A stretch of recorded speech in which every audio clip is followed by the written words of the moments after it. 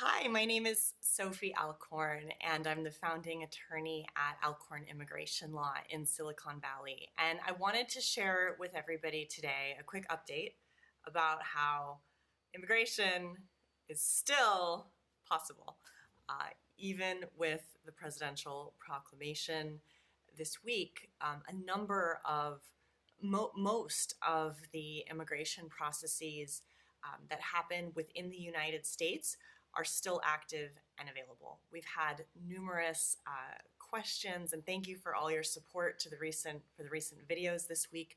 We've had many questions about, can I still file my EB1 I-140 petition?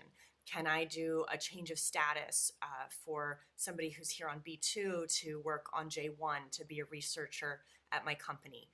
Will I still be able to get my E3 Australia visa?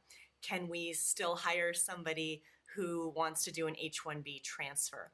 And the answer to all of those situations is yes, yes, yes, you can still do it.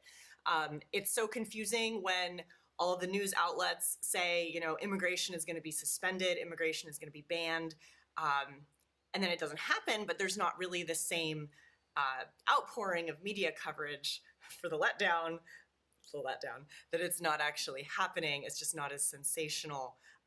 But the proclamation really had very limited effect. It essentially means that anybody who was planning on going to a green card interview can't for 2 months, but it doesn't matter because all the consulates are closed for interviews anyway. It doesn't affect I-130s, I-140s, PERM, H-1Bs, O-1s, TNs, E3s, J-1s, for anybody inside the United States. So you're fine.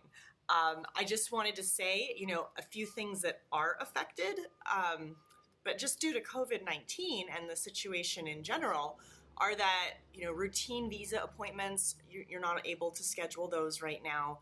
USCIS isn't having any in-person interviews.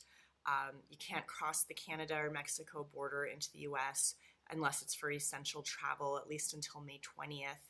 And if you've been in China, Iran, the Schengen area, the UK, or Ireland during the last 14 days before you try to come into the United States, you're not allowed in. So make sure you've spent at least 2 weeks outside one of those countries before you're attempting to enter the United States. But USCIS is still processing petitions and applications. There's no premium processing, but they're still working. They're still supporting people. So don't be afraid. You've got this. We've got this. It's still all possible. We're still going to keep monitoring this closely. The president did request that the people in charge of Homeland Security, Department of State, and Department of Labor all powwow within the next month to see if there are any changes they're going to make. So I would suggest that if there's something you want to do, now is the time to pull the trigger and try to file it if you can within the next 30 days. Some processes take longer than some types of immigration processes and documents take longer than 30 days to prepare, but it might be possible under some circumstances. So if there's something you want or need, you might want to take this opportunity to do it now because you probably can do it. And there's, reports that future changes might happen, but so far I haven't seen what any of those might actually look like. So I just want you to rest assured and have peace of mind that immigration is still possible. So if you have any questions, you can always reach out to us.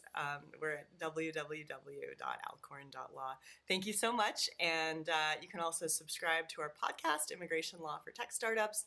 And please share this video with anybody who may find it helpful. Thank you. Bye.